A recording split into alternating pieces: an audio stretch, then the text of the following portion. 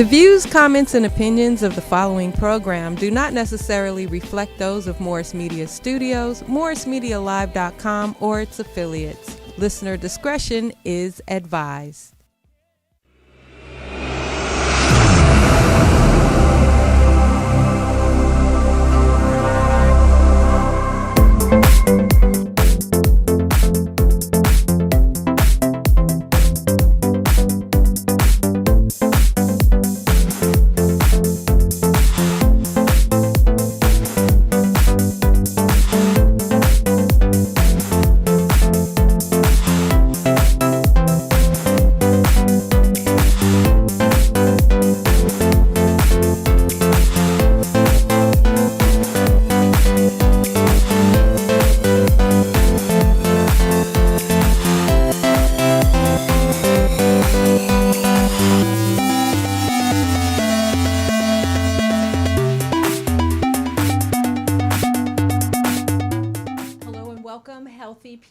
It's Dr. C. Suzanne Cutter on Health from the Inside Out. We are delighted that you're with us today. There is so much we have to share with you, and the reason why we're happy is because it's almost Father's Day. And Father's Day is one of those special holidays of the year. You know, I don't think it gets as much props as Mother's Day does, right?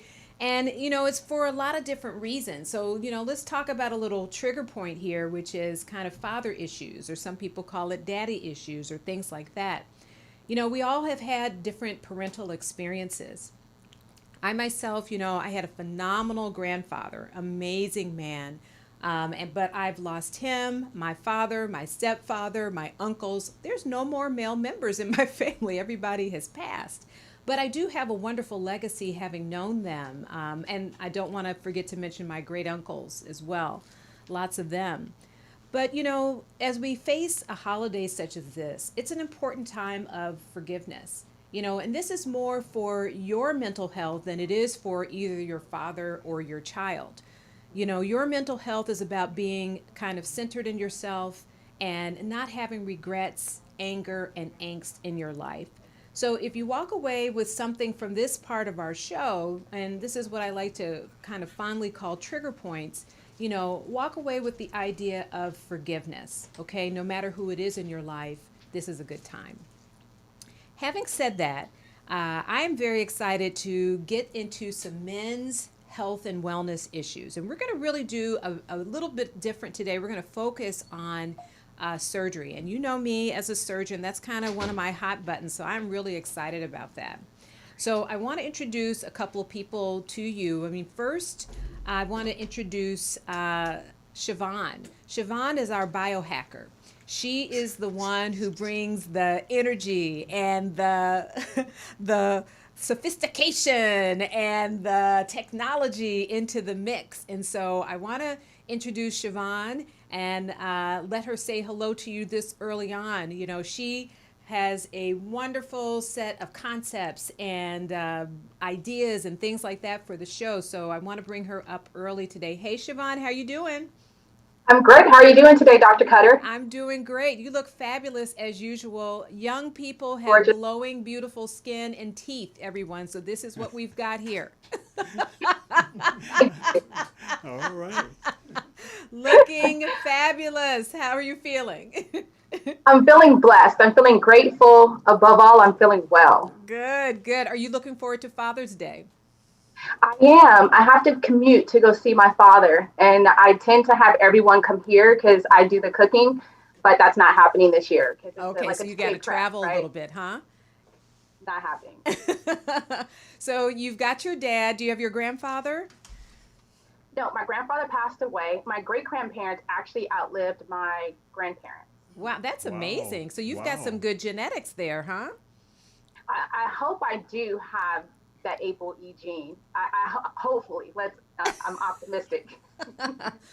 Do you have any thoughts for Father's Day before we begin? Anything that you want to share with the audience about, looking forward to Father's Day? You know, I was talking about forgiveness and how important that is because, we don't want to have everyone go through life with all this anger and angst and I'm mad at my dad and all those things. So do you have anything, maybe some of the flip side of that? Skittle that. I'm a daddy's little girl. Oh, I was a tomboy. I was the one always hanging on my father's leg. Fathers are amazing. Whether they're there or not, there's always something that you can learn. My side is kind of uniquely different than a lot of people's, but I'm blessed to have my father. And whether you had that male figure in your life or not, it's about taking a close look at yourself and just loving yourself. And I have to ditto what you said. You can't hold on to any anger and resentment because it actually tears away at your mental health and then your physical health. exactly. I mean, and let's face it, everybody has some kind of issue with their parents, mother, father, what have you. And so this is a good time to kind of release that and turn it around and recognize that, when your parents were younger, they did the best they could. And as they aged, they learned, but they loved you, they took care of you, and, they provided for you the best that they can. So now it's your time to give back. And, I'm just kind of reminded of that looking at Father's Day, me having lost all of my, father figures in my life.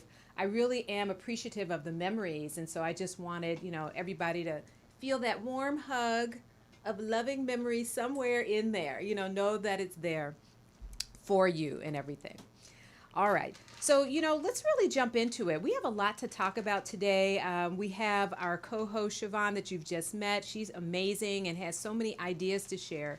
And one thing she said, Dr. Cutter, come on now, you're a surgeon and we really need to focus more on surgery. So let's try to do that, in the next show. And I said, well, you know, okay, that sounds good to me. Let's talk to our producers and see what we can do. So we're going to give this a go today and see what we can do to talk a little bit more about surgery, which, come on, I love. If we talk about cancer, talk about surgery, I'm always on board, right? And health and wellness. It's like a trifecta. So, it can't be any better for me. So I hope it's as good for you guys. But, we wanted to bring in kind of a special guest today as well. This is a gentleman who is focused on men's health, just really as not just a broad topic, but really kind of coning that down into men's cancer and health, right? And looking at cancer as a diagnosis, something that is not here to stay, it's here to pass, and what men can do, whether they're getting treatment, they're about to get treatment, or after treatment to keep their quality of life. So we have Freddie Muse with us. He is the founder of the Men's Cancer Network. Got that right, right? Exactly. And so he's very active, especially with prostate health and those areas. And he has put together a board. He also has some philanthropic projects and things like that. Why don't you tell us a little bit about what you're doing? Well, thank you so much, Dr. Cutter, and thank you everyone for having me this evening. This is a wonderful opportunity, and I feel so blessed and honored to be here. Oh, good. So let's see. So what is it that you're doing? You have the Men's Cancer Network, and so with that, you do a lot of education, and you have those activities and things like that. Tell us a little bit about those annual activities that you participate in. Well, thank you so much. I will. So currently, we are conducting our monthly cancer support group meetings, Very good. in which that we have one coming up this month, actually, for Father's Day, because June is designated National Men's Health Month. So we try to do something in particular for our men. Right. So you're saying we're right on time. You're because right on time. We're right on time You're with the right on show, time. Health from the Inside Out. Hallelujah. Right on time. It's the right month and the right time. It Okay, is. good. It is. So we also have established a coalition for African American Health Equity, which we do quarterly town halls to bring information and insights to our community for those with underlying conditions. Where do those topics come from? I mean, is that something that the people who attend the town hall bring up? Or is there like an agenda, beforehand? Like we're going to talk about these 2 or 3 things. There's an agenda. We've created a board committee, and we discuss the topics prior to the town hall. Give us a couple examples. What kinds of things you guys talk about? Well, let's see. We've covered COVID-19. Of course. Who hasn't? And several, yeah, exactly. Who hasn't? Exactly. So that had to be the forefront. Had to do it. We've covered diabetes. We covered hypertension as underlying conditions. We covered cancer. So if people want to participate in those town halls, do they go online and find you? Do they call? How can they get in contact with you to participate in those town halls? Well, thank you. That's a great question. So You can visit our website. What is that? That's one way. Website is www.themenscancernetwork.com. So Okay. that's all one word, jammed together. And you can see the T-shirt, just in case you can't spell the Men's Cancer Network. He's got it on there, but there's no apostrophe in the website, so don't put None. that in there. None. Okay. And so otherwise you can find us on social media. Okay. We promote our flyers and promote all of our events via social media. Okay. And so you can find us there. There's always a registration link because we like to know who's coming and how many. We like to keep track of our audience. Okay, great. And so far, we've had some pretty outstanding audiences. It sounds like it's been fantastic, and it just gets me wondering, how did you begin this? Like, what was your kind of motivating factor to get started with something like this? Oh my God! Because it just sounds so like public focused. You know what I mean? Dr. Cutter, I love you. You have the best questions. Oh my God! Well, this is for my ego today. Okay, thank you. Yes, indeed. Yes, indeed. Okay. So, this all got started with me because I am a prostate cancer survivor. Okay, excellent. So I was diagnosed back in 2007 with actually what turned out to be stage 2. Stage 2, So 14 years ago. 14 years ago, with a Gleason score of 3+4. And we're going to be talking about Gleason score, staging, everything. So this Yeah. is great lead-in. Good. So what I found was when I was diagnosed, I knew nothing about prostate cancer. I mean, there was no organizations having meetings or cancer support group meetings for me to learn anything at that time in 2007. I think the American Cancer Society had some pamphlets on it, but there was no in-person meetings on the subject of prostate cancer. So I was a member of FAME, First AME Church at the time, and I started talking to the men in my choir. The Men of Fame choir has maybe like 96 men, members in that choir. So I started talking to them. Some of them were actually prostate cancer survivors, but the vast majority of them were not, and they did not have a clue about prostate cancer or screenings or Okay, so I have to information. ask this, as a cancer professional, I'm always kind of interested in this. So, how many of those 96 do you think, other than the ones that were affected by a cancer diagnosis, how many of those other ones had even had a prostate exam? Like when you mentioned it to them, did any of those other people say, "Yeah, I go to my doctor every year"? Well, a to couple, get a prostate? just a couple. Just a Dr. couple. Just a couple. So you Dr. guys, Cutter. this is an interesting cross section because this is a group that has a lot of support. It's a big church. I think it is. It I don't is. think I haven't been there, but it's a big church. I've heard of it, and there's a percentage who have been affected by the diagnosis, right? But then look, 2 people out of all those people, and they probably were all of the age where they should have been screened. They were. Where they weren't getting screened. So this is a big, big issue and a problem. And so I hope by now that has changed. But we're going to talk about screening and how important it is, especially for men of color, to get started early. Okay, so you're in the choir, you're talking to the choir members. Talking to the Then choir. what happened? This is when I actually started becoming an advocate. Okay. Because so I'm talking to these men. No one has a clue. No one's sharing Right. information. No one has feedback from me, because I'm diagnosed. I'd like to know what to expect. What's going to be my next steps. So then what did you do? So I had conversations with my doctor. I started doing my own research Good. to find out more so that I can share the information with them, because clearly they didn't know. Okay. And so that was the start of me actually becoming an advocate. And I love what I'm doing because, this is a dreadful killer. And it seems to me that for our men, if they're not informed, that they don't know the next move, if they're not seeing their doctors on a regular basis to get screened and find out about what's going on with their bodies, they won't know. And so we actually lost maybe 7 men in a year and a half after I was diagnosed to prostate cancer. So this is just like a phenomenal story, and really it's a research project in a lot of ways. It's a nice cohort of a certain type of man. It is. Certain ethnicity, age group, all those things. Certain percentage had been affected, and those people, and then 7 of them died. Only 2 people knew about screening. The rest, we can improve on this for sure. And Well- I think that in this 14-year period, I think you have in some of the things that you've done. Well, I made it my mission Yeah. to get our men informed. Yeah. You know, I had a close conversation with God. Oh my God, you know, you said that your people will perish from lack of knowledge, and I said, okay, God, I got it. I hear you. Yeah.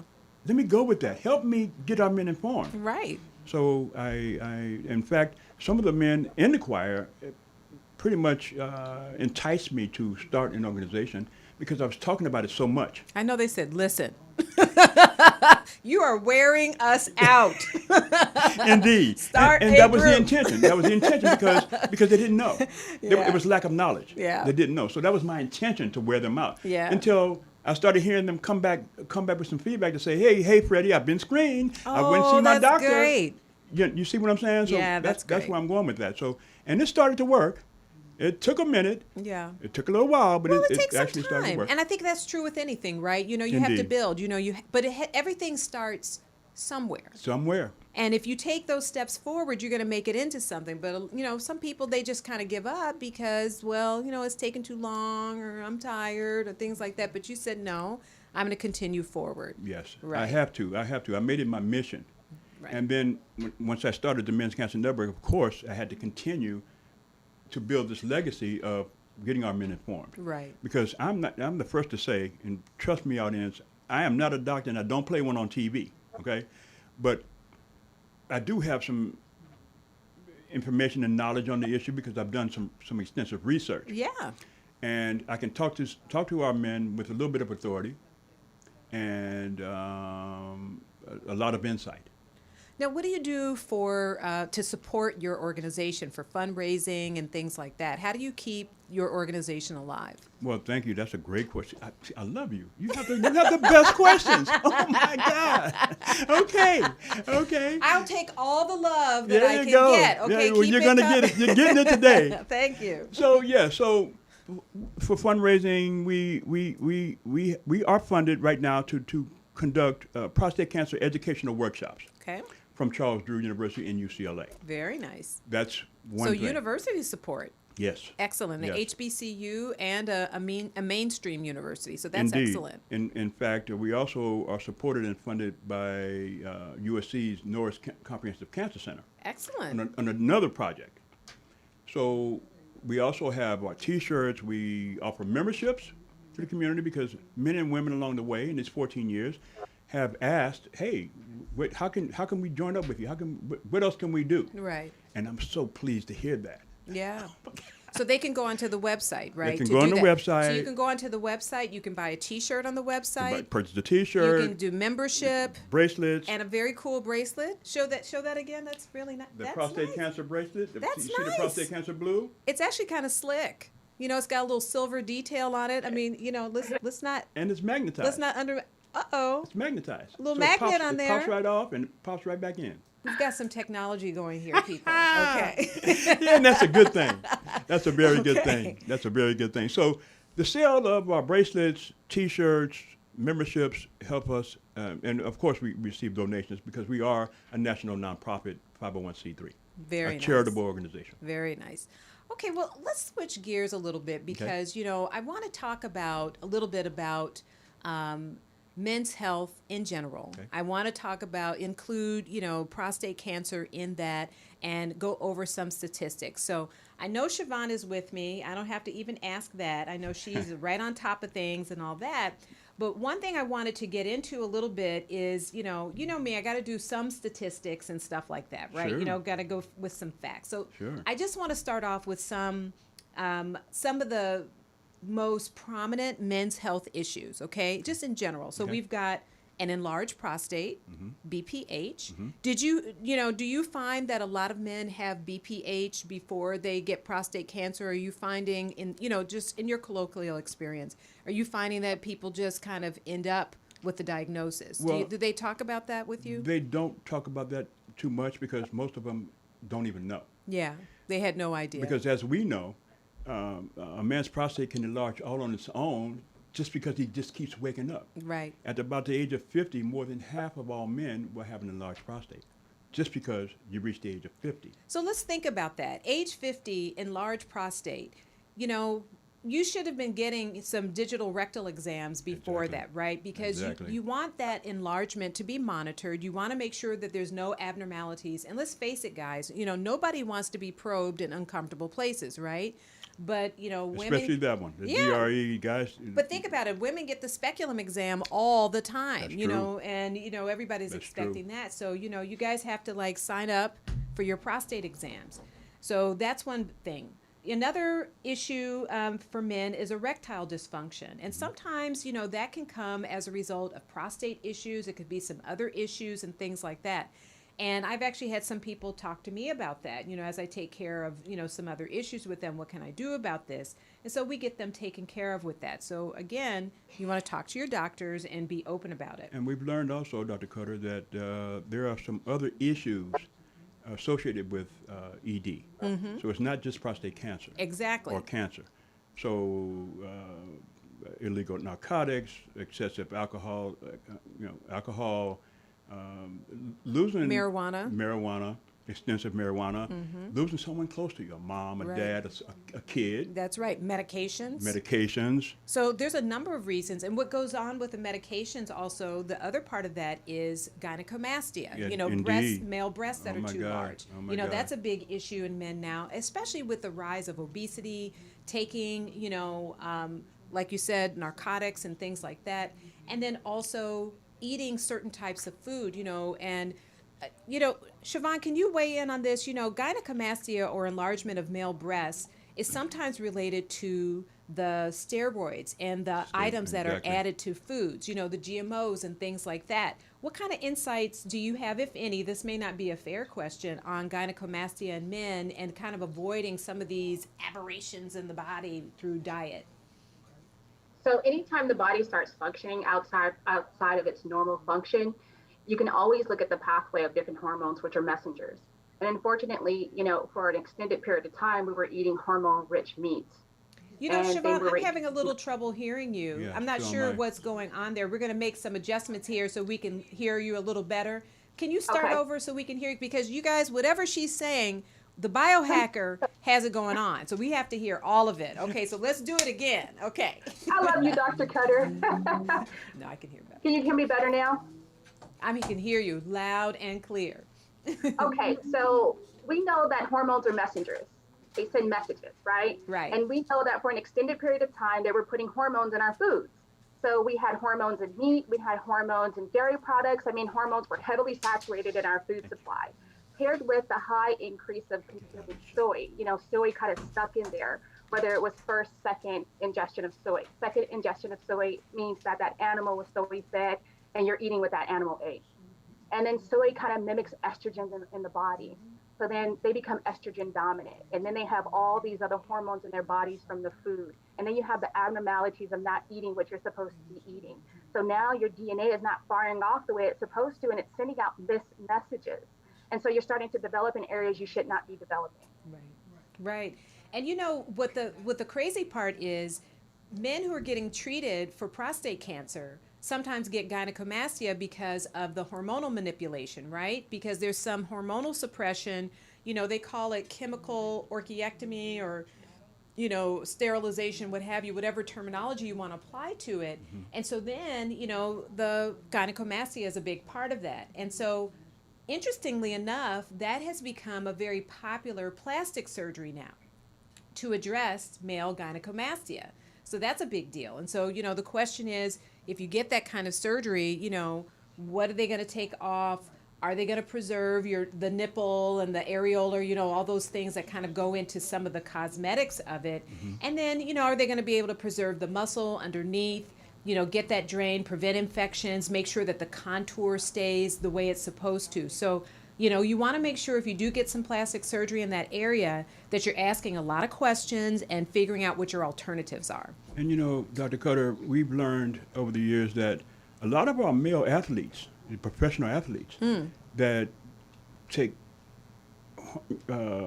Performance steroids. enhancing Exactly. items, because they're not supposed to take steroids. They're not supposed to take So they're those. performance enhancing. Exactly, and they're developing dense breast tissue as a Interesting. result of it. Now, I had not heard that, so that's kind of interesting. Yeah. And, is this any particular sport or just whatever sport where they do some enhancing? Wherever they're using the performance enhancing drugs, they are, well, not every single one of them, Sure. but There's a a percentage. percentage of them are developing dense breast tissue because of it. It's a side effect. Interesting. And So, are we seeing any health issues from that, from the dense breast tissue in these athletes? Well, they're not followed. Uh, we don't have a measure to follow them. I see. Because it's been reported that maybe a couple of them, some really top names, have developed this issue, but there was no follow up. I see. They go to their own doctors. And they keep it to themselves. So, any of you athletes that may be listening, or anyone related to athletes and things like that, what we want you to do is get in contact with your physicians, talk about this issue, and really get some help with that. So, let's just recap a little bit what we've gone over, and we're going to take a little break. But, we have Freddie Muse with us here, who's talking about the Men's Cancer Network. You've gotten the website, which is basically the Men's Cancer Network, so get on there and become a member. Siobhan is with us, giving us some health-related input, especially, in terms of food and exercise and nutrition, and also as the biohacker, helping us to understand the physiology. We've talked about prostate health, right? We've talked about gynecomastia and erectile dysfunction. So when we come back, we're going to dig into some other things. Stay with us. Amen.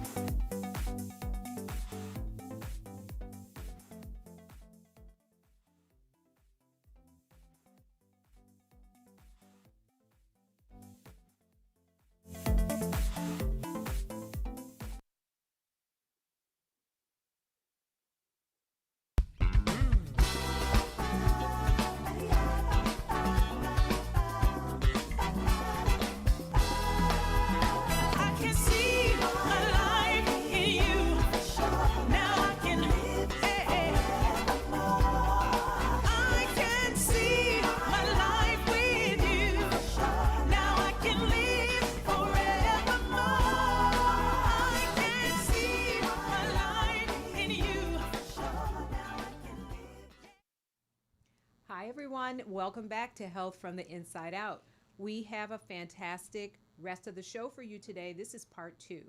It is right before Father's Day, and we really want to recognize all the fathers out there and really encourage you into that realm of forgiveness. We talked about that a little bit earlier. We have our great co-host, Siobhan, who's there to give us some health and wellness related insights, but we also have a special guest in the studio. I'm going to reintroduce you to him and give you his contact information so that you can get in contact with him and take advantage of all the things he has to offer. So we've got Freddie Muse here in the studio.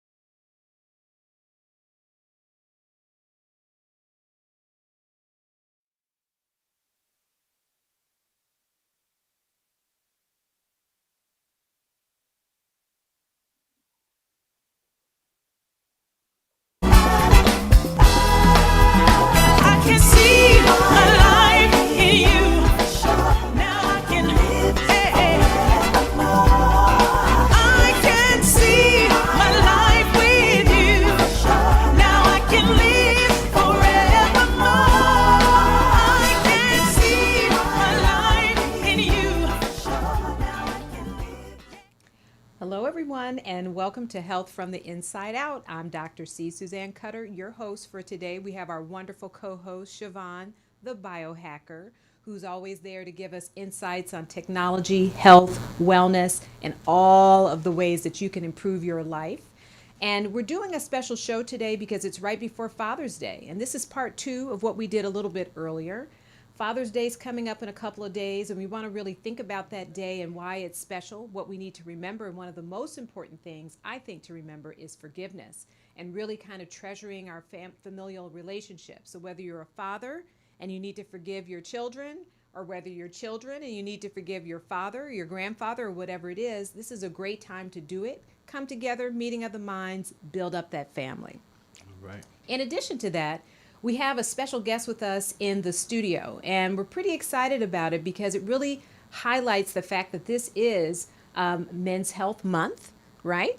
Here we are in June, and so it's just apropos that it's also the month where we have Father's Day. And so we have Freddie Muse with us, who is the founder of the Men's Cancer Network. And it's a not-for-profit that's really focused on men's health, in particular prostate cancer awareness, and some other things that go along with that. So we're going to welcome him again and dig into some other topics. So welcome. We're glad you're here. Thank you, Dr. Cutter. It's a blessing and an honor to be here. I'm glad that you feel that way. And, let everybody know how to get in contact with you. How do they get onto your website? Sure. So you can find our website at and this is all one word, themenscancernetwork.com. Okay. No ink. No ink. And no apostrophe. No ink in the website. And no apostrophes. And no apostrophe. Okay. So that's how you can get on there. He does town halls. There's support groups. There's all kinds of supportive things that he offers. And so we really want to support that. And we're glad that he's here. T-shirts for you, a cool I like the bracelet. I think the bracelet is nice. So I might have to get one of those, but it's a very pretty bracelet. But we had just talked a little bit about, you're welcome, about some of the things that are related to prostate cancer screening, benign prostatic hypertrophy. We talked a little bit about erectile dysfunction. So if you didn't hear, go back to that show and check it out. We talked about gynecomastia, which is abnormal enlargement of the male breast. Women, we kind of, it's sometimes it's good to make them bigger, right? But men, not so good, Not right? So much. Not so much at all. And I actually, what's interesting, this isn't gynecomastia, but this is a male breast cancer. I actually just removed a breast sarcoma in a man. He was in his 50s or 60s, and he had a sarcoma that just grew to a really large size during the pandemic. Wow. I just want to say, since I brought this up with the pandemic, I know a lot of people have been concerned about leaving the home. They've been concerned about going to the doctor, about going to the hospital. Well, let me first say the hospital is a pretty safe place. There's a lot of precautions in place to help you, to prevent you from getting diseases and things like that. Find a hospital you trust and go in. If you don't feel comfortable going into your doctor, having said that, you really need to see your primary care physician. If there is something wrong, something out of the ordinary, don't wait, right? Go in. Go in. See your physician. Get in there. And if you're not satisfied with what they told you or you're not clear, look it up online and then get a second opinion. I get a lot of people who are looking for second opinions. Oh, Dr. Cutter, I don't understand this, or they told me that, it doesn't make sense. What do I do? And I see all kinds of people for second opinions, even things that I don't necessarily treat directly, things that I treat indirectly. So I just wanted to throw that out there because of the pandemic. I just had a colleague tell me, a plastic surgeon actually, that he's been seeing a lot of reconstructive cases of cancers that are just out of control because of the pandemic. People have been waiting at home. So don't wait any longer, okay? So, in speaking of cancer and screening, we talked about prostate cancer screening. What do you tell your people about prostate cancer screening? What age? Okay. So in African American men, we like to recommend the age of 40. See, I like that. I like that. Because not everybody says 40. Some people say 45 and things like that, but I agree with you. Let's start talking about it at 40. Yeah, and I believe that the American Cancer Society is recommendations at 50. Right. They do But- it a little bit older, like 45, 50. Right, but we know we have a lot of insight, so we like to recommend the age of 40. Right. And we could bring that down just a little lower, Dr. Cutter, if there's family history. Right. So that means father, Father, grandfather, uncles, uncle, things like even that. mother and grandmother, because the BRCA1 and 2 gene. Having the breast cancer at a young age. And so what's at a young age? Under 50, Under 50. under 60, under 50. Usually it's under 50, but some cases under 60, or if they have a known mutation, right? A known mutation. Then, definitely get checked out. You got to get checked out. And it's really kind of the That's the best way to similar know. thing with colon cancer. Colon cancer is another one of those things that really impacts males. Rectal cancer, Yes. believe it or not. Yes. And so, we really want to get men in to get their first colonoscopy pretty early. And I tell people to start talking to your doctor at age 40 so that you can wear them down to get it for you at 45. Because the national recommendation has been lowered. It to has been 45 lowered. now. It has been lowered. And the reason why is because of what we found in men of color. African American men and Latino men have been developing colorectal cancers at an earlier Early age, age. and it has been sometimes pretty aggressive. I've taken care of a 33-year-old with a colorectal cancer, 33-year-old male Wow. with a colorectal cancer, 18 centimeters, football size. Wow. Huge. And then 2 years after I took it out, because he didn't want chemotherapy, he didn't want to lose his hair, a liver recurrence. So when you get recommendations for treatment, Yeah. take the chemo, okay? Take the treatment, because it's not what's happening at that moment that you're kind of protecting yourself against, right? You're really kind of protecting yourself for the future. For down the line. That's right, down the Exactly. line. Okay, Exactly. so everybody knows I can really get deep into cancer, so we're going to move on because I will talk about this for forever. One cancer that I didn't mention yet is testicular cancer, Yes. and that impacts men that are relatively young, right? Yes. So we see that, again, I had somebody sent to me age 22 Yes.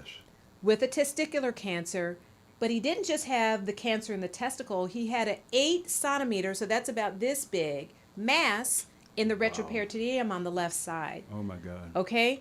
Fortunately, once you remove the testicle, the cancer treatment is very good at kind of cleaning all of that up, and you don't really have to have a lot of big surgeries, but every once in a while, you will have a mass like that in isolation. So if you feel, you need to check yourself out, we all do. Women need to examine their breasts and their vaginal areas. Men need to examine their breasts and their penis and their testicles, and really kind of get after, and, sorry, spoiler alert, anybody who's offended by anatomical terms, I'm sorry, but this is what's in Grey's Anatomy, so please look that up. Yeah. But you need to feel those areas and make sure that there's no lumps or bumps, that something isn't getting too big, in comparison to the other side. And sometimes, Dr. Cutter, you could notice just by looking. Yeah.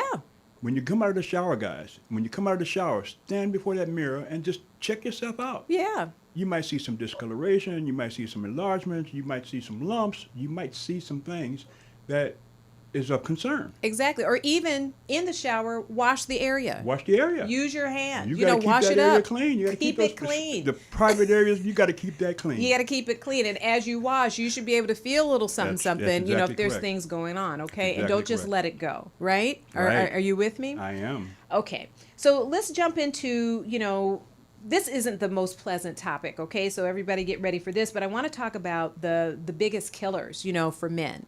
Because, a lot of people think of it as, I'm not going to even prejudice everybody. I'm going to throw this to Siobhan. Siobhan, what do you think the number one killer is for men? People always get this wrong. Coronary heart disease? But not Siobhan. Siobhan is the biohacker. She knows it all. We cannot stump her, okay? We have to have a game show. There is a game show where there's like an expert and everybody's trying to answer questions and see if the expert is wrong. She's going to be the biohacker expert. So this is her brand. So you're right. Heart disease is the number one killer. Then is cancer, okay? And then unintentional injuries. Now, this is where things differ. For all men, the next one is lower respiratory diseases, right? And African American men, what do you think? Biohacker, you may not get this, and you may not get it either, but I want both of you to try to answer it. Okay. to see. You can go first. Okay. I'm going to say diabetes. Okay, you say diabetes. Biohacker, what do you say? Some neurodegenerative disease, dementia or Alzheimer's. Okay, that's a good guess. But believe it or not, in African American men, it's homicide. Oh my God. Wow. Yeah. Okay, I do believe that. Yeah, I right? believe that. Think about it. So in the African American community, we have to be careful, right? So that's one of the health recommendations when we go over these health recommendations is to protect yourself, Yeah. stay out I of was trouble, thinking health. I was thinking health. things like that. Health issues, but homicide is a huge one. That's number 4. And then number 5 is stroke. And then we pick up dementia as number 6, and then the lung diseases, kidney, septicemia, and hypertension. And then, the rest of it is very similar. And across all male populations, it's interesting, number 8 is suicide. Wow. That's not as prevalent in the African American community or the Latino community. But across all men, suicide is number 8. So that's why safety is important, right? Helmets, Indeed. communication, all of those things. Indeed. Okay. So I wanted to cover that a little bit too. We talked about screening and all of those things. Okay. So biohacker, what can a man do, in general to really kind of prepare himself for day to day, to be healthy and well and things like that?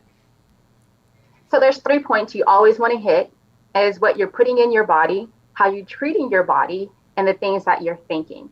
So what you're putting in your body, what you're consuming, what you're eating on a regular basis should be very clean. When I say clean eating, you want to reduce the amount of processed foods that you're eating. You want to reduce the amount of refined foods that you're eating, and you want to reduce the amount of chemicals that you're eating. And then we want to make sure there's no circadian violations. And I'm really big on circadian rhythm, but you want to make sure you're treating your body with the fitness level it needs, the sleep that it needs, and then hydration. And then it's the power of the subconscious mind. You want to make sure you have very healthy thoughts, that you're spiritually grounded. Beautiful, beautiful. So for all of us out here, tell us what a circadian rhythm is. Tell us what that's all about, because I think that's an important point and maybe something not a lot of people think about. Circadian rhythm is like a 24-hour or so rhythm. It's our internal biological clock. And we're diurnal, which means that we should be up with the sun and down with the moon. And when you have this circadian rhythm, this every 24-hour clock, it's like this molecular oscillator. Everything within your body is kind of operated on this biological clock. You want to make sure that you're aligned with what's happening within the body and what's happening outside of the body. So for existence, getting AM sunlight helps the body to suppress melatonin and start to produce cortisol. And then it also prepares the body to start making melatonin, which people think it's made at night, but the process starts in the morning. But it's making sure you're aligned with the environment. You're aligned with the day-night cycle. And when you start to misalign, some of the number one things we're looking at is a PIR2 gene. It's a gene, as you guys so eloquently mentioned, that there's some genetic variances when it comes to cancer. There's also some epigenetic changes that can take place if you don't align yourself with the external environment as we were designed to be. What impact does stress have on, that circadian rhythm and, things like even performance and, health and wellness, all of that stuff? What impact does stress have? So there's different types of stress. The physical stress offsets how the body fires off your parasympathetic and your sympathetic nerves, which overstimulates how your body responds, your immune system responds. And if your immune system is not responding how it's supposed to respond, then you're looking at miscommunication to the DNA. And then there's physical stressors, eating too many foods that the body can't handle, putting the body up under too much physical stress because you're not sleeping, putting the body up under too much physical stress because you're overly saturated in artificial light, or you're having that cell phone on your hip 24/7.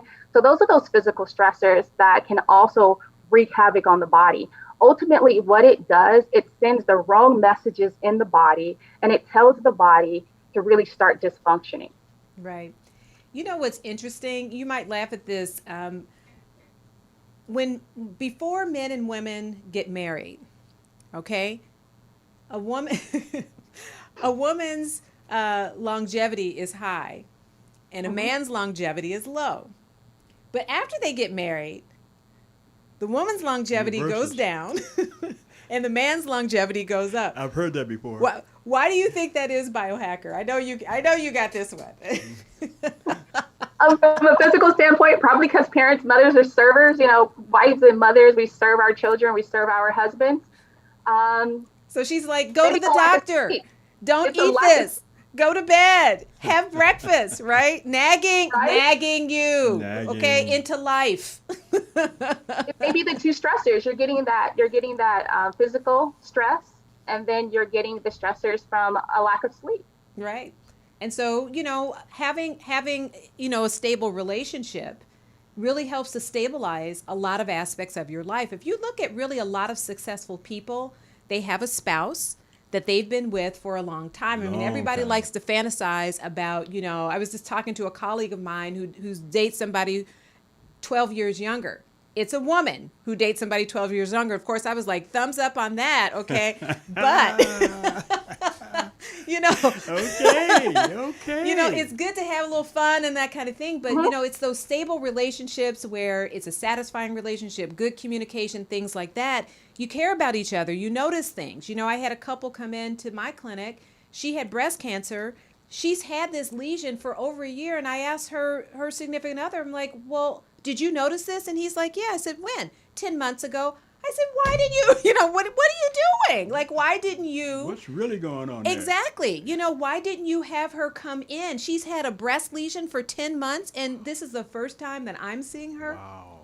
We have to take care of each other. So that's what the beauty of a good, stable relationship is. They haven't been together as long, and they're not married yet.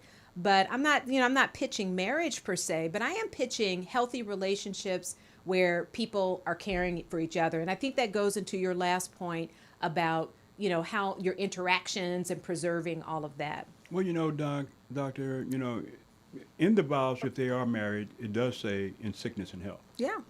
So, if you're a husband and you notice something on your wife, speak up. Speak up and Speak vice versa. up. Your wife's going to say something to you. Encourage her. Offer to take her to the doctor. Yeah. Come on, go sit with her. Talk about it. Let's get some help there. That's right. I'm with you on that. Yeah. Let's take care of each other. Yes. Or even if it's just a friend, somebody that you're close to and that you care about and you want to, give them some help. So, okay, biohacker. So it's our time to talk a little bit more about surgery. We didn't do it as much this time, but we're going to work on it. So let's talk about some of the most common surgeries in men, and then we're going to focus on a couple. So appendectomies, that's taking your appendix out. Carotid endarterectomies, that's taking care of the blood vessel in the neck when it gets blocked. Taking out the gallbladder, a bypass graft for the heart. Hemorrhoids, if you can believe it. And then inguinal hernia repair, that's very common in men. Is it? Yeah, very common in men. I was not aware of that one. Oh yeah, there's a lot of men get inguinal hernias, and some women get inguinal hernias too, but it's more likely to be a femoral hernia if it's in a woman. Can we speak to the types of surgery from robotic to laparoscopic? One more time, sweetie. Can we speak to the types of surgery, the procedures, like robotic versus laparoscopic procedures? Yeah, that's a good one. Do you want to, we said we might talk about prostate surgery. So let's talk about that. And just for all full disclosure, I don't do that surgery, but I do know a little bit about it. And, in some hospitals, you have a robot, right? And so that robot, a lot of times the justification for that is urologists doing prostate surgery. Mm-hmm. And why is that such a big deal? Is that a gimmick? Is that something that's really needed? But what we have found in a lot of studies and things like that, the robot has a much better view even than laparoscopic surgery. That camera is amazing. And the ability to move the camera, move the arms and things like that is just really great for prostate surgery because a male pelvis is very narrow. And it's hard to get your instruments, your hands and everything in there. But if you have the robot, it seems to work a lot better. So again, those hospitals that are very successful with the robot have, urologists that do prostate surgery.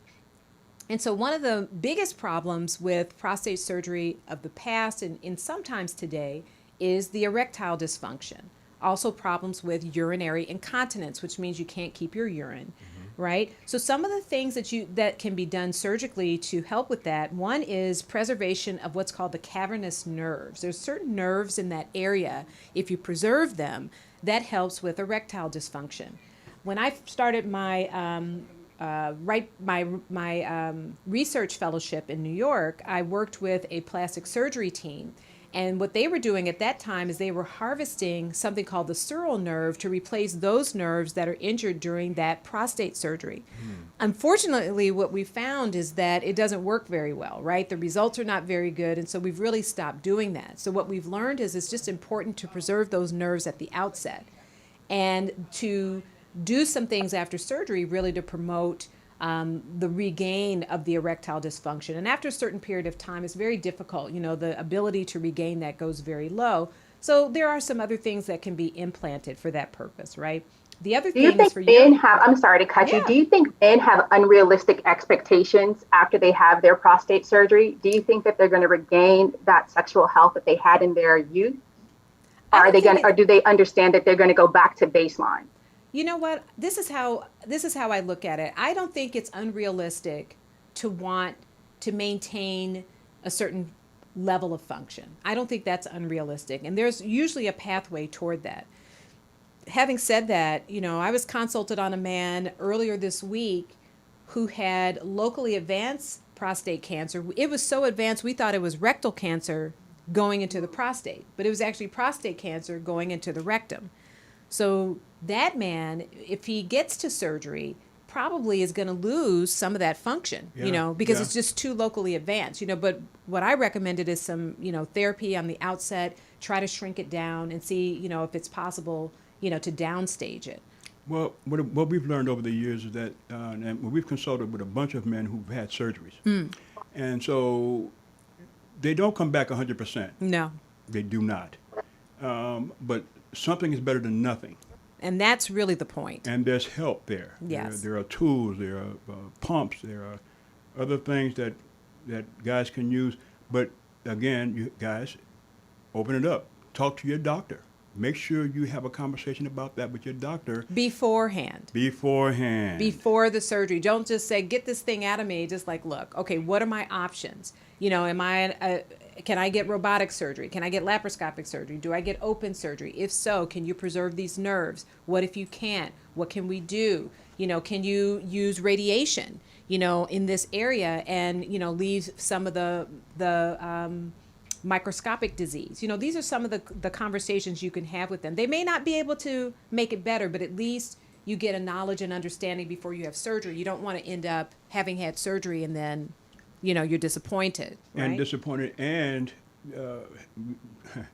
getting pretty hateful on your doctor because he didn't tell you, you didn't Right. talk about the issue. And a lot of guys have said to me, hey, Freddie, man, the doctor didn't tell me. Well, did you ask the question? Did you ask? I'm always telling people that you have to ask these questions. And that's why it's important that guys, that's why it's important that you take someone with you when you go to these appointments. Always. Because Always. your wife, your mom, your sister, whoever's Your carrying, brother, your brother, anybody. anybody will have different questions than you might have because your mind is stuck on, oh my God, I have cancer and I'm getting ready to have surgery. Right. I got to make a decision there. But someone with you may have other questions that might bring these points up prior to you actually the actual procedure. I agree. And I also think almost whatever type of surgery you're going to have, bring somebody with you, especially, just bring someone with you to think while you're focusing on what's going on with you. Siobhan, I think you had another question. Do. So you spoke to radiation and you spoke to surgery. I think people kind of get confused when it comes to chemotherapy, radiation, and surgery. When are they most appropriate and exactly what are they? Okay. So that is a whole lecture that will take an hour. Okay, so we're not going to do that one today, but that is an excellent question. So you're right, there are multiple forms of therapy. We're starting to call chemotherapy systemic therapy because it includes immunotherapy, as well as chemotherapy and hormonal therapy. All of that is really a part of treating prostate cancer. And, the decision about treatment for prostate cancer, some of it is based on judgment. It's based on the expected longevity of the person. So if you're a healthy person, they think you're going to live longer, you kind of get a different set of treatments. But if they assess you and say you've got a million medical problems, you're in terrible shape, they're going to think, okay, you're not going to last as long, so then you get these other sets of treatments. So I think it's important to have a conversation with your doctor about that. Like, what category are you putting me in, as you stage me and as you decide, what kind of treatment I get. And then also when you get your biopsy, make sure you understand your Gleason score. That's what they use in pathology to really score how aggressive that cancer is. Exactly. So based on that, the people who are not going to get upfront surgery are going to perhaps get some hormonal therapy or maybe some chemotherapy, that type of thing, or even just radiation, Radiation. brachytherapy with the beads and seeds and the catheters. Cryotherapy. With Cryotherapy is freezing. another one if you're not a good candidate for certain treatments, right? Exactly. So it depends on your age and your health status. That's how those decisions are made, okay? So guys, And we it's always talk so it's much always- about the prostate, right? We talk so much about the prostate. Can somebody tell me what this walnut size organ does? The Okay. what organ does? the walnut size organ. The walnut size organ. That's what it is. The neighbors? You're talking about the two neighbors? No, the she's talking about neighbors? the prostate. The No, prostate no, is the no. walnut What size exactly organ. is the prostate? Like, some people don't know what the prostate is. They don't know what it does. Some women think they have a prostate. People Yes, ask, yes, what is the yes. prostate, you guys? Like, what is the prostate and what does it do? Okay, I can help with that one. I love it. Okay, so everyone, the prostate is a walnut-sized gland. Okay, and every man, if you're born male, you have a prostate. And the function of the prostate is to provide the white milky substance to the semen to actually give it body and make it and turn into actually what we see that comes out that's ejaculated sperm. So semen is produced in the testicles, and as it comes up, as it goes through the prostate, the prostate will secrete this white milky fluid, a substance, and mix it with the semen to make it sperm. And it adds body and protein to the sperm. It's like making a roux, okay? Yeah, Anybody yeah, who makes there you gumbo. go. Dr. Cutter, you're the best. That's exactly what it is. It's like making a roux, Yes. okay? You got to have a little roux in with the gumbo to There you go. thicken it up. There you go. Right? There you go. And gives it body. The arteries supply the penis with the blood flow for the erection, Right? And, right? And the vein takes it all away. Okay, now my next question is, when we think about erectile health and we think about, sexual health or urinary health, why is urinary health an issue when it comes to the prostate? Well, because the thing is, I love this. I'll take this, Dr. Cutter. Thank you, because the urethra flows right down the middle of the prostate, if you can imagine that. So the urethra comes from the bladder, right? But its trail flows just right smack down the middle of the prostate. So if the prostate is having issues, or it's sick, or if it's cancerous, even if it's enlarged, it may strangle the urethra and won't allow you to urinate. Right. So that could be a problem. So it begins as, maybe you have a little hesitancy, right? You want to initiate, the urine's not coming out. It's not coming out. Or you don't empty your bladder completely. Or you give a little bit here, a little bit there. These are signs that you need to ask for some help. I've seen that countless times wherever I am, and I step into the restroom. So as I walk up, a guy's standing there. So I walk up to the urinal and do my business, turn around, walk off, wash my hands, walk out. This guy's still standing there. So in my mind, I know what's man, happening. You have a prostate issue, man. So everyone, I don't want you to necessarily talk to the guy in the next urinal, okay? You might want to just be a little bit smoother than that, Yeah. because I heard you're not supposed to look. That's the thing. You're not supposed didn't look, to but look. I just noticed but you that he was still You're standing like, there. He's He's still standing at there. the Like urinal. I've done my thing. Yeah. So you guys, we have Purple. really. I'm sorry, go ahead. I was just saying he saw him in his peripheral. That's that's right. That's right. So So, you all, we have really talked about so many great topics related to men's health. We have talked about forgiveness, right? We have talked about celebrating our fathers and really, enjoying those relationships. We've talked about some of the top killers, so that we are more aware of what we have to do. We know we have to have safety, right? Because not only is accidental injuries, but homicide are at the top of the list for certain ethnic groups. We know that heart disease is always a big killer for everybody. It's actually the number one really for men and women. So, we've got to protect our hearts through adequate diet, exercise, low cholesterol, low salt, all those things. And then good exercise, cardio, and some resistance training for strength to build muscles. We talked about some of the circadian rhythm issues that people can have. Sleep disturbance is a big thing. And so one of the things that we can do to kind of clean up our lives a little bit is form these great supportive relationships, right? Eat properly and all of those things. And then finally, we talked about going to the doctor and how important it is if you notice a problem, go and ask for help. And what's the saying? If you see something, say something, Say right? something. Yes. So, we've really gone through a lot of helpful information today. We did talk a little bit about surgery, and if you can remember how we talked about the cavernous nerves, you were really paying attention. Let me tell you that. So we That is want to so thank true. you for That is joining so us for true. Health from the Inside Out. We want to thank the biohacker, Siobhan. She's always bringing the insights that we can't get anywhere else. We also want to thank our in-studio guest today, Freddie Muse of the Men's Cancer Network, and you can find that on his website. I'm Dr. C. Suzanne Cutter, Health from the Inside Out. Find me on Curetology.com. We'll see you next time. All right.